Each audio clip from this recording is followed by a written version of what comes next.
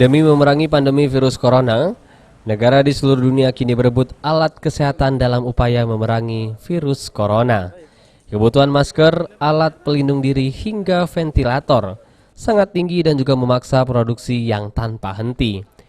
Pemerintah Indonesia telah mendatangkan 100 ventilator ataupun juga alat bantu pernafasan untuk dikirim ke beberapa rumah sakit rujukan. Pemerintah menyatakan setiap rumah sakit rujukan saat ini sudah memiliki ventilator. Namun, RSMH Palembang sebagai rumah sakit rujukan COVID-19 di Sumatera Selatan masih kekurangan 5 alat ventilator. Hal ini disampaikan Direktur RSMH Palembang Dr. Bambang Eko. Menurutnya, alat ventilator untuk membantu pernapasan harganya mahal dan saat ini sulit didapat. Ventilator yang ada kita sejumlah 5, kemarin dari pusat dapat bantuan 1. Masih butuh, kita sebetulnya paling tidak 10 ICU. Jadi masih butuh 5 lagi. 5 lagi ya Pak. Dan alat itu memang sulit didapat sekarang. Alat itu mahal dan penempatannya harus di ruangan yang khusus pula.